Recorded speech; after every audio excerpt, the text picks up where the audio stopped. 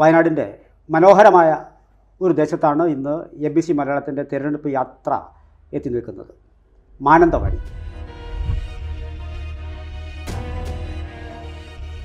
മാനന്തവാടി 2011 രൂപീകൃതമാകുമ്പോൾ അത് 2008 നിയമസഭാ മണ്ഡല പൂർണ്ണ നിർണ്ണയത്തെ തുടർന്നാണ് ഒന്ന്. നേരത്തെ ഇതിൻ്റെ പേര് വടക്കേ വയനാട് എന്നായിരുന്നു. അപ്പോൾ അന്ന് വടക്കേ വയനാടിൻ്റെ ഭാഗമായിരുന്ന കണ്ണൂർ ജില്ലയിലെ കേളകം, കുട്ടിയൂർ ഇവയൊക്കെ ഇന്നിപ്പോൾ പേരാവൂർ നിയമസഭാ മണ്ഡലത്തിൻ്റെ പരിധിയിലാണ് വരുന്നത്. വയനാട് മണ്ഡലത്തിൻ്റെ ഏറ്റവും പ്രധാനപ്പെട്ട കാര്യം നേരത്തെ പറഞ്ഞതുപോലെ 3 ജില്ലകളിൽ വ്യാപിച്ചു കിടക്കുന്നു എന്നുള്ളതും, വയനാട്ടിലെ 3 മണ്ഡലങ്ങളും മലപ്പുറത്തെ 3 മണ്ഡലങ്ങളും കോഴിക്കോട്ടെ ഒരു മണ്ഡലവും, അങ്ങനെയാണല്ലോ അതിൻ്റെ ഒരു ഘടന. ഈ മലപ്പുറത്തെ 3 മണ്ഡലങ്ങളും സ്വാഭാവികമായും UDFിൻ്റെ പൊന്നാപുരം കോട്ടകൾ തന്നെയാണ്. വയനാട്ടിൽ UDFിനും കോൺഗ്രസിനും നല്ല സ്വാധീനമുണ്ട്. തിരുവമ്പാടി ഓൾമോസ്റ്റ് ഈക്വൽ വരുന്ന ഒരു മണ്ഡലം, ചാഞ്ചാട്ടം ഉണ്ടാവുന്ന ഒരു മണ്ഡലമാണ്. എങ്കിൽ പോലും അവിടെ വലിയ തോതിൽ UDF പുറകോട്ട് പോവുകയോ LDF പുറകോട്ട് പോവുകയോ ചെയ്യാറില്ല. പക്ഷെ മറ്റ് 6 മണ്ഡലങ്ങളിലും LDFിന് ഇപ്പോൾ ചിലപ്പോഴൊക്കെ LDF സ്ഥാനാർത്ഥി ജയിച്ചിട്ടുണ്ട്, കൽപ്പറ്റയിൽ ജയിച്ചിട്ടുണ്ട്, ഇപ്പോൾ മാനന്തവാടി ജയിച്ചിട്ടുണ്ടെങ്കിൽ പോലും ഒരു മാസ് വോട്ട് വന്നാൽ അവിടെ തീർച്ചയായിട്ടും UDFിന് അനുകൂലമാണ് ആ മണ്ഡലം. വയനാടിൻ്റെ ഒരുപാട് പ്രത്യേകതകളുണ്ട്. ഒന്ന്, ഈ പറഞ്ഞതുപോലെ പ്രധാനമന്ത്രിയാവുന്നു എന്ന് പറഞ്ഞതോ അല്ലെങ്കിൽ ദേശീയ നേതാവാണ് എന്ന് പറയുന്നതോ ഒക്കെ തന്നെ കോൺഗ്രസിന് അനുകൂലമായിട്ടുണ്ട്. മാത്രമല്ല, പാർലമെൻറ്റ് തിരഞ്ഞെടുപ്പിൽ LDFിന് അനുകൂലമായ ട്രെൻഡ് ഉണ്ടാവാൻ വളരെ വിഷമമാണ്. കാരണം എന്താ വെച്ചാൽ പാർലമെൻറ്റിൽ അവിടെ പോയിട്ട് കാര്യമില്ല.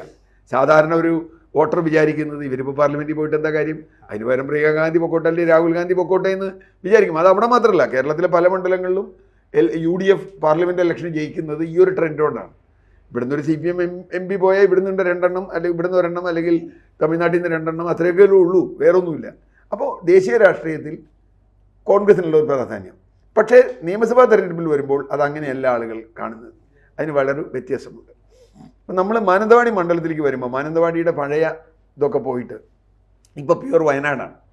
മാനന്തവാടി മണ്ഡലം ഇപ്പോൾ കണ്ണൂരൊന്നുമില്ല, പ്യുവർ വയനാട് മണ്ഡലത്തിൽ ഈ തെരഞ്ഞെടുപ്പിൽ എങ്ങനെയാണ് വരിക എന്ന് പ്രവചിക്കുന്നത് വലിയ ബുദ്ധിമുട്ടുണ്ടെന്ന് എനിക്ക് തോന്നുന്നില്ല. അതിന് കാരണം വയനാട് ഈ നേരത്തെ പറഞ്ഞ ട്രെൻഡുണ്ട്, ഒരു പോസിറ്റീവ് ട്രെൻഡുണ്ട്. അവിടെ ഇപ്പോൾ OR കേളുവാണ്, ഇപ്പോൾ അവിടുത്തെ മന്ത്രിയാണ് അവിടുത്തെ സ്ഥാനാർത്ഥി.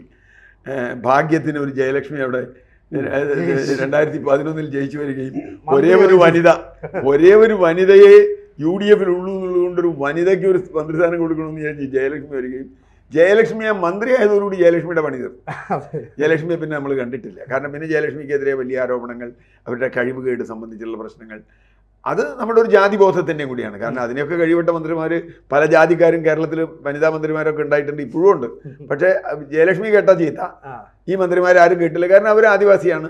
അതിൻ്റെ ഒരു പ്രശ്നമുണ്ട്. ഞാൻ ST വിഭാഗത്തിൽ നിന്നുള്ള ആദ്യ മന്ത്രിയാണ്, ST വിഭാഗത്തിൽ നിന്നുള്ള ആദ്യത്തെ മന്ത്രിയാണ്. അപ്പോൾ അവർക്ക് അവരെ ചീത്ത പറയാന്നുള്ളത് നമ്മുടെ ഒരു സ്വഭാവമാണ്. അതവിടെ നിൽക്കട്ടെ. OR കേളു ഇപ്പോൾ മന്ത്രിയാണ്. പക്ഷെ എനിക്ക് തോന്നുന്ന ഒരു കാര്യം, വയനാട്ടിൽ ഇപ്പോൾ ഒരുപാട് പ്രതിസന്ധികൾ വയനാട്ടിലെ ജനങ്ങൾ നേരിടുന്നു. ഒന്ന്, കാർഷിക പ്രതിസന്ധി വലിയ തോതിലുണ്ട്. സ്വാമിനാഥൻ പാക്കേജിനെ കുറിച്ചൊക്കെ നമ്മൾ ഒരുപാട് പ്രസംഗിച്ചെങ്കിലും സ്വാമിനാഥൻ പാക്കേജായിട്ട് തന്നെ ഇരിക്കുകയാണ്, തുറന്നിട്ടില്ല. 2, മനുഷ്യ വന്യമൃഗ സംഘർഷം. ഞാൻ കാണുന്നത് ഈ തെരഞ്ഞെടുപ്പിൽ വയനാട് മാത്രമല്ല, മലയോര മേഖലയിൽ വലിയ തോതിൽ അതൊരു പ്രശ്നമാവാൻ വഴിയുണ്ട്. അതിന് കാരണം ഇപ്പോൾ LDF വന്നതുകൊണ്ട് വന്യമൃഗം വന്നു എന്നൊന്നും പറയാൻ പറ്റില്ല. പക്ഷേ നമ്മുടെ വനത്തിൻ്റെ ശോഷണവും അതുമായി ബന്ധപ്പെട്ട് മലയോര മേഖലയിലെ കർഷകർ ഇന്ന് വലിയ ദുരിതത്തിലാണ്. ഞാൻ ആ മേഖലയിൽ സ്ഥിരം സന്ദർശിക്കുന്ന ഒരാളാണ്. വലിയ ദുരിതത്തിലാണ്. വനം വലിയ തോതിൽ നശിച്ചിരിക്കുന്നു, വന്യമൃഗങ്ങൾ പുറത്തു വരുന്നു, അവർക്ക് കൃഷി ചെയ്യാൻ വയ്യ. മനുഷ്യൻ ഏതാണ്ട് ആഴ്ചയിൽ 1-2 പേര് വെച്ച് വീതം വന്യമൃഗങ്ങളാൽ കൊല്ലപ്പെടുന്നുണ്ട് കേരളത്തിൽ അവിടെ ഇവിടെയായിട്ട്. അപ്പോൾ അതൊരു വലിയ പ്രശ്നമാണ്. കാർഷിക മേഖലയിലെ പ്രതിസന്ധി ഒരു പ്രശ്നമാണ്. അതിനെ മറികടന്ന് LDFിന് അനുകൂലമായ വികാരം ഉണ്ടാക്കാൻ കഴിഞ്ഞാൽ LDFിന് ഒരു സാധ്യതയുണ്ടെന്ന് ഞാൻ പറയുള്ളൂ. അല്ലെങ്കിൽ അവിടെ ഇപ്പോഴും UDFിന് തന്നെയാണ് സാധ്യത. കാരണം ഈ കഴിഞ്ഞ പഞ്ചായത്ത് തെരഞ്ഞെടുപ്പിലും അതിന് മുമ്പുള്ള തെരഞ്ഞെടുപ്പിലും ലോക്സഭാ തെരഞ്ഞെടുപ്പിലും ഒക്കെ തന്നെ കണ്ടിട്ടുള്ളത് ജയലക്ഷ്മി ആയതുകൊണ്ട് OR കേളു ജയിച്ചു പോകുന്നു എന്ന് ഞാൻ വിചാരിക്കുന്നുള്ളൂ. കാരണം ജയലക്ഷ്മിക്കെതിരായിട്ടുള്ള ആ ഒരു വൈകാരികത. പിന്നെ വയനാട്ടിൽ ഇപ്പോൾ വേറൊരു വിവാദം നടക്കുന്നുണ്ട് പുനരധിവാസവുമായി ബന്ധപ്പെട്ട്. ആ വിവാദം എങ്ങനെ പോകും എന്നുള്ളത് പറയാൻ പറ്റില്ല. അത് കൽപ്പറ്റ മണ്ഡലമാണ് എങ്കിൽ പോലും അതെങ്ങനെ ഇവിടെ ബാധിക്കും എന്നുള്ളത് മൂന്നാമത്തെ ഒരു വിഷയമാണ്. ഞാൻ പറഞ്ഞ പ്രധാനമായി ചർച്ച ചെയ്യപ്പെടാൻ പോണ വിഷയങ്ങളാണ്. അങ്ങനെ വരുമ്പോൾ ഇതിൽ ഏതിന് മുൻതൂക്കം വരും? ആൻറ്റി ഗവൺമെൻറ് വരുമോ പ്രോ ഗവൺമെൻറ് വരുമോ എന്നുള്ള മുൻതൂക്കം വരും. പിന്നെ മറ്റ് പല മണ്ഡലങ്ങളെ അപേക്ഷിച്ച് വയനാട് കുറേ കൂടി ഈ മാനന്തവാടി ഗ്രാമീണ മണ്ഡലമാണ്. തിരുനെല്ലി പോലെയുള്ള പഞ്ചായത്ത്, വനം, ഗ്രാമീണർ, ആദിവാസി, ഇങ്ങനെയൊക്കെയുള്ള നിരവധി ഘടകങ്ങളുണ്ട്. അപ്പോൾ ഇതൊക്കെ പരിഗണിച്ചിട്ടേ നമുക്ക് വയനാട്ടിൻ്റെ ഒരു റിസൾട്ടിനെ കുറിച്ച് ഇന്നത്തെ അവസ്ഥയിൽ ചിന്തിക്കാൻ പറ്റും. ഈ 2019 2024 മാത്രം ലോക്സഭയുടെ ഒരു പാറ്റേൺ എടുത്തു കഴിഞ്ഞാൽ 2019 UDF 61.3% വോട്ടാണ് നേടിയത്. ആ സമയത്താണ് രാഹുൽ ഗാന്ധി കേരളത്തിൽ ഏറ്റവും ഉയർന്ന ഭൂരിപക്ഷം ജയിച്ചത്. ഈ 2024 വന്നപ്പോൾ ഈ 61 UDFിൻ്റെ ആ വോട്ടിംഗ് ഷെയർ ഉണ്ടല്ലോ, അത് 53.7% കുറയുന്നുണ്ട്. ഇനി LDF കാര്യം എടുത്താൽ LDFന് 25.4% 2019 കിട്ടിയെങ്കിൽ 24 ആയപ്പോൾ അത് 27.4% നേരിയ വർധന ഉണ്ടായിട്ടുണ്ട്. NDയുടെ കാര്യത്തിൽ 9.2% 2019. 5 വർഷം കഴിഞ്ഞപ്പോൾ അത് 17.3% ഉയർത്തി. എന്ന് പറഞ്ഞാൽ ഏതാണ്ട് ഇരട്ടിയോളം വോട്ട് സമാഹരിക്കാൻ അവർക്ക് സാധിച്ചു. ജയിക്കാൻ കഴിഞ്ഞില്ല, അല്ലെങ്കിൽ വലിയ ഭീഷണി ഉയർത്താൻ കഴിഞ്ഞില്ല, പക്ഷേ അവർക്ക് വോട്ട് ക്രമാനുഗതമായിട്ട് വർദ്ധിപ്പിക്കാൻ സാധിച്ചു. ആ നഷ്ടപ്പെട്ട വോട്ട് UDFിൻ്റെ ആണെന്നുള്ളതും ശ്രദ്ധേയമായ ഒരു കാര്യമല്ലേ. ഉറപ്പായും. അതേപോലെ തന്നെ നമ്മൾ കണ്ടിട്ടത് സാർ, ഈ 2011 ജയലക്ഷ്മി വിജയിക്കുമ്പോൾ 12,000 പേരെ വോട്ടുകൾക്കാണ് അന്ന് വിജയിച്ചത്. സാർ പറഞ്ഞതുപോലെ പിന്നീട് ദൗർഭാഗ്യവശാൽ ഒരുപാട് ചീത്തപ്പേര ലേഡി കേൾക്കേണ്ടി വന്നു. അതെന്തോ ആയിക്കോട്ടെ. പക്ഷേ അതിനുശേഷം തൊട്ടടുത്ത് 2016 നിൽക്കുമ്പോൾ 1307 OR കേളു പിന്നെ അന്ന് ഈ മണ്ഡലം തിരിച്ചു പിടിക്കുന്നത്. മാത്രമല്ല തൊട്ടടുത്ത തിരഞ്ഞെടുപ്പിൽ 2021 വരുമ്പോൾ ഭൂരിപക്ഷം വീണ്ടും വർദ്ധിപ്പിക്കുകയാണ്. 9,000 പേരും ഭൂരിപക്ഷം പിന്നെ വർദ്ധിച്ചു എന്നുള്ളതാണ് അതിനകത്ത്. അപ്പോൾ അത് പ്രേക്ഷകർക്കായി ഒന്നുകൂടി അതിൻ്റെ കണക്കുകളിലേക്ക് കടക്കാം. പോൾഡ് വോട്ട്സ് അന്ന് 77.5 2016. അത് 78 വർദ്ധിക്കുകയാണ് ചെയ്തത് 2021 വരുമ്പോൾ. അപ്പോൾ 1307 ആദ്യം ഞാൻ നേരത്തെ പറഞ്ഞതുപോലെ ഓവർക്കോളോടെ വിജയിച്ച് കയറുന്നത്. സ്വാഭാവികമായിട്ടും ആ 21 എത്തിയപ്പോൾ അദ്ദേഹത്തിൻ്റെ ആ 9,282 വോട്ടുകളാണ് ലഭിച്ചത്. 72,536 വോട്ടുകൾ അദ്ദേഹത്തിന് ലഭിച്ചു. അതായത് 47.5% കിട്ടിയത്. അത് നേരത്തെ ഉണ്ടായിരുന്നതെന്ന് പറയുന്നത് 42 ചെറിയ വ്യത്യാസമാണ് നേരത്തെ വരുന്നത്. അപ്പോൾ ഇതാണ് അതിൻ്റെ കടത്ത. അന്ന് നമ്മുടെ ജയലക്ഷ്മി 2ാം സ്ഥാനത്തേക്ക് പോകുന്നു. BJPയുടെ K മോഹൻദാസ് 16,000 പേരും ചില്ലറ വോട്ടുകളാണ് പിടിച്ചത്. വീണ്ടും 2021 PK ജയലക്ഷ്മി കുറച്ചുകൂടി വോട്ട് പിടിക്കാൻ സാധിച്ചു, എങ്കിൽ പോലും പരാജയമായിരുന്നു ഫലം. ഇതാണ് നമ്മുടെ കണക്കുകൾ പറയുന്നത്. ശരിക്കും പറഞ്ഞാൽ ഈ വയനാട് ലോക്സഭാ മണ്ഡലം എന്ന് പറയുന്നത് മലബാർ മേഖലയിലെ ഏറ്റവും മനോഹരമായ ഒരു മണ്ഡലം എന്ന് പറയാം. കാരണം 3 ജില്ലകളിലായിട്ട് ഈ മണ്ഡലം പടർന്നു കിടക്കാം. മലപ്പുറം ജില്ലയുണ്ട്, കോഴിക്കോടുണ്ട്, ഒപ്പം വയനാട് ജില്ലയുണ്ട്. ശരിക്കും പറഞ്ഞാൽ 2009 ഈ വയനാട് എന്ന് പറയുന്ന ലോക്സഭാ മണ്ഡലം രൂപീകരിക്കുന്നത്. അവിടെ ആദ്യമായിട്ട് മത്സരിക്കാനായിട്ട് UDF നിയോഗിക്കുന്നത് MI ഷാനവാസ് എന്ന് പറയുന്ന കോൺഗ്രസിൻ്റെ നേതാവ്. നമുക്കറിയാം MI ഷാനവാസ് തെക്കൻ ജില്ലകളിൽ സ്ഥിരമായിട്ട് ലോക്സഭാ തെരഞ്ഞെടുപ്പിൽ മത്സരിച്ച്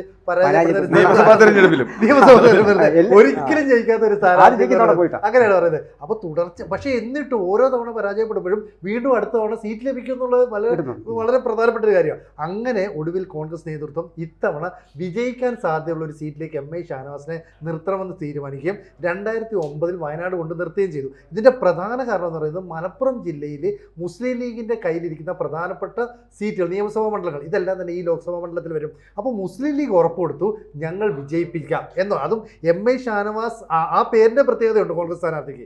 അങ്ങനെ 2009 ആദ്യമായിട്ട് MI ഷാനവാസ് തിരഞ്ഞെടുക്കപ്പെടുന്നു. അതായത് ഒരു എന്താ പറയുക, ജനപ്രതിനിധി ആകുന്നത് 2009 വയനാട്ടിൽ നിന്നാണ്. 2014 വീണ്ടും അദ്ദേഹം സിറ്റിംഗ് MP എന്ന നിലയിൽ മത്സരിക്കുന്നു.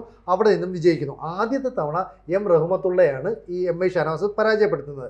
രണ്ടാമത്തെ തവണ അവിടെ സത്യൻ മൊകേരി മത്സരിക്കാനായിട്ട് വരുന്നു. CPIക്കാണ് സീറ്റ് എന്നുള്ളതുകൊണ്ട്. ഈ 2 തവണ മത്സരിച്ചു. 2018 ആയപ്പോൾ കരൾ രോഗമൊക്കെ ബാധിച്ച് MI ഷാനവാസിൻ്റെ ആരോഗ്യനില വളരെ മോശമായും പിന്നീട് അദ്ദേഹം മരണത്തിന് കീഴടങ്ങുകയും ചെയ്തു. പിന്നീട് 2019 തെരഞ്ഞെടുപ്പ് വളരെ നിർണായകമാണ്. കാരണം അന്ന് ഈ പറയുന്ന BJPയെ പുറത്താക്കി UPA അല്ലെങ്കിൽ ഈ പറയുന്ന ഇന്ത്യ മുന്നണി എന്നൊക്കെ പറയുന്ന സഖ്യം വരുന്നു. കോൺഗ്രസ് അധികാരത്തിലേക്ക് എത്തുന്നു, വലിയ പ്രചാരം. ആ സമയത്ത് രാഹുൽ ഗാന്ധി വയനാട്ടിൽ മത്സരിക്കാൻ തീരുമാനിക്കുന്നു. അന്നത്തെ പ്രചാരണം എന്ന് പറയുന്നത് ഇന്ത്യയുടെ പ്രധാനമന്ത്രി കേരളത്തിൽ മത്സരിക്കാൻ പോകുന്നു എന്ന രീതിയിലാണ്. എന്തായാലും ഈ പറയുന്ന രാഹുൽ ഗാന്ധി 2019 മത്സരിക്കാൻ ഇറങ്ങുന്നു. മലപ്പുറത്ത് നിന്ന് PP സുനീർ എന്ന് പറയുന്ന CPIയുടെ ജില്ലാ സെക്രട്ടറി സെക്രട്ടറി മറ്റോ ആയിരുന്നു അന്ന്, അദ്ദേഹം മത്സരിക്കാനായിട്ട് അവിടെ വരുന്നു. അവിടെ സംഭവിച്ചത് എന്താണെന്ന് വെച്ചാൽ കേരളത്തിൽ ആ തിരഞ്ഞെടുപ്പിൽ ഒരു UDF സ്ഥാനാർത്ഥിക്ക് ലഭിക്കുന്ന റെക്കോർഡ് ഭൂരിപക്ഷത്തിൽ രാഹുൽ ഗാന്ധി തിരഞ്ഞെടുക്കപ്പെടുക. 4,33,770 വോട്ടിൻ്റെ ഭൂരിപക്ഷം രാഹുൽ ഗാന്ധി കിട്ടി. വളരെ ഞെട്ടിക്കുന്നതായിരുന്നു. പക്ഷേ കേന്ദ്രത്തിൽ അധികാരമാറ്റമൊന്നും സംഭവിച്ചില്ല. എങ്കിലും 2024 വീണ്ടും രാഹുൽ ഗാന്ധി ഇവിടെ മത്സരിക്കാൻ ഇറങ്ങുന്നു. ഒപ്പം റായ്ബറേലിയിൽ കൂടെ മത്സരിച്ചിരുന്നു. അതുകൊണ്ട് തന്നെ സ്വാഭാവികമായിട്ടും ഈ പറയുന്ന രാഹുൽ ഗാന്ധി 2 സീറ്റിൽ അങ്ങനെ ഒരു കൺഫ്യൂഷൻ വരുന്ന സമയത്ത് റായ്ബറേലി സീറ്റ് നിലനിർത്തുന്നു. എന്നിട്ട് അദ്ദേഹം ഈ വയനാട് മണ്ഡലത്തിൽ നിന്ന് രാജിവെക്കുന്നു. പകരം ആര് വരുമെന്നുള്ള വലിയ കൺഫ്യൂഷൻ ആയിരുന്നു. അവിടേക്ക് വന്നത് ഒടുവിൽ പ്രിയങ്ക വാദ്ര ആയിരുന്നു. പ്രിയങ്ക വാദ്ര എന്ന് പറയുന്ന കോൺഗ്രസിൻ്റെ ജനറൽ സെക്രട്ടറി ആദ്യമായി തെരഞ്ഞെടുപ്പ് രാഷ്ട്രീയത്തിലേക്ക് കടക്കുന്നത് കേരളത്തിൽ നിന്നാണ്. അവിടെ നിന്ന് അന്ന് എതിർ സ്ഥാനാർത്ഥിയായിട്ട് ഈ സത്യൻ മൊകേരിയും വരുന്നുണ്ട്, BJPയെ സംബന്ധിച്ച് നവ്യ ഹരിദാസും വരുന്നുണ്ട്. അവിടെ ഈ പ്രിയങ്ക ഗാന്ധി വിജയിച്ചു കയറുന്നു. അങ്ങനെ ആദ്യമായിട്ട് പ്രിയങ്ക ഗാന്ധി ഒരു MP ആയി മാറുന്നത് വയനാട് ലോക്സഭാ മണ്ഡലത്തിൽ നിന്നാണ്. വളരെ ശ്രദ്ധേയമായ കാര്യം, ഇതിനു മുമ്പത്തെ തെരഞ്ഞെടുപ്പിൽ ആനി രാജയാണ് മത്സരിക്കാനായിട്ട് ഇറങ്ങിയതെങ്കിൽ പിന്നീട് മത്സരിക്കാൻ വന്നത് ഈ സത്യൻ മൊകേരി. അന്ന് ആനി രാജയും രാഹുൽ ഗാന്ധിയും ഇന്ത്യയും മുന്നണിയുടെ ഭാഗമായിരുന്നു. ഇവർ രണ്ടും മത്സരിക്കാൻ ഇറങ്ങിയത് വലിയ ചർച്ചാ വിഷയമായി. ഇപ്പോഴും ഒരു കാര്യം ഉറപ്പാണ്, ഈ വയനാട് ലോക്സഭാ മണ്ഡലം UDFനെ സംബന്ധിച്ചിടത്തോളം അവരുടെ ഒരു പൊന്നാവരം കോട്ട എന്ന് വേണമെങ്കിൽ നമുക്ക് വിശേഷിപ്പിക്കാം. അങ്ങനെ കരുതിക്കൂടെ? അല്ല, വയനാട് പൊതുവെ UDFന് അനുകൂലമാണ്. അതിന് കാരണം അവർ CPMനെ സംബന്ധിച്ചിടത്തോളം അത്ര ശക്തമായൊരു സംഘടനാ സംവിധാനങ്ങൾ ഉള്ളൊരു സ്ഥലമല്ല. അപ്പോൾ കണ്ണൂർ പോലെയോ കോഴിക്കോട് പോലെയോ കമ്പയർ ചെയ്താൽ CPMൻ്റെ സംഘടനാ സംവിധാനം കുറവാണ്. പിന്നെ കുടിയേറ്റ കർഷകരാണ് അവിടുത്തെ ഒരു വിഭാഗം, ബാക്കിയുള്ളത് ആദിവാസികളാണ്. അതുകൊണ്ട് ഒരു നഗരവൽക്കരണം നടക്കാത്തത് കൊണ്ടാണ് ഒരു പരിധിവരെ ഈ ഒരു പാറ്റേൺ നിലനിൽക്കുന്നത് അവിടെ. ഇപ്പോൾ അടുത്ത തെരഞ്ഞെടുപ്പിൽ ജയലക്ഷ്മി എന്തായാലും സ്ഥാനാർത്ഥിയാവാൻ സാധ്യതയില്ല. ജയലക്ഷ്മി സ്ഥാനാർത്ഥിയല്ല. ജയലക്ഷ്മിയുടെ ചീത്ത പേര് പോയി വേറെ ആരെങ്കിലും വരുമെന്നല്ല. ഇപ്പോൾ CK ജാനുവോട് മത്സരിക്കുന്നു എന്നുള്ള വാർത്തയൊക്കെ കേൾക്കാനുണ്ട്, അറിയില്ല. അപ്പോൾ OR കേളു തന്നെയായിരിക്കും മിക്കവാറും LDFൻ്റെ സ്ഥാനാർത്ഥി. അദ്ദേഹം സിറ്റിംഗ് മിനിസ്റ്ററാണ്. അപ്പോൾ നല്ല ഒരു ശക്തിയായി മത്സരം കൊണ്ടുവന്നാൽ OR കേളുവിന് ഒരു സാധ്യത ഇല്ലയെന്ന് പറയാൻ പറ്റില്ല. പക്ഷേ ഈ തദ്ദേശ ഭരണ സ്ഥാപനങ്ങളിലെ തെരഞ്ഞെടുപ്പിൻ്റെ ഒക്കെ കണക്കെടുത്താൽ വളരെ വളരെ പിന്നിലാണ് LDF എന്നാണ് ഞാൻ മനസ്സിലാക്കുന്നത്. അതെ, ആ പിന്നെ ലോക്കൽ ബോഡി ഇലക്ഷനിൽ അവസാനം നടന്നതെന്ന് പറഞ്ഞാൽ മാനന്തവാടിയിൽ 73,680 വോട്ടുകളാണ് UDFന് അനുകൂലമായി വരുന്നത്. 62,132 പിന്നെ മറ്റവരുടെ സ്ഥിതി വളരെ പരിഗണനയാണ്. 20,000 പേരും അത് കിട്ടിയിട്ടുള്ളൂ. അപ്പോൾ അവിടെയും UDFനാണ് വാസ്തവത്തിൽ. അല്ല, UDFന് രാഷ്ട്രീയ വോട്ടുള്ള സ്ഥലമാണ് വയനാട്. നമ്മളിപ്പോൾ മുസ്ലിം ലീഗിന് രാഷ്ട്രീയ വോട്ടുള്ള സ്ഥലമാണ് മറ്റേ മലപ്പുറത്ത് പല മണ്ഡലങ്ങൾ എന്ന് പറയുന്ന പോലെയുള്ള വോട്ടുണ്ട്. പക്ഷേ പലപ്പോഴും കോൺഗ്രസ്സിലെ തമ്മിലടി, ഈ സ്ഥാനാർത്ഥിയുടെ ദോഷം, അങ്ങനെ പല ഘടകങ്ങളും കോൺഗ്രസ്സിന് UDFന് അവിടെ തകർച്ച ഉണ്ടാവാറുണ്ട്. ഇത്തവണ അത് അവരങ്ങനെ നേരിടുന്നുള്ളത് അവരുടെ പ്രശ്നമാണ്. അതിനെ മറികടക്കാൻ കഴിഞ്ഞാൽ LDFന് മാനന്തവാടിയിൽ ഒരു വോപ്പ് വയ്ക്കാൻ പറ്റും തന്നെയാണ് എനിക്കൊരു പൊതു തോന്നൽ.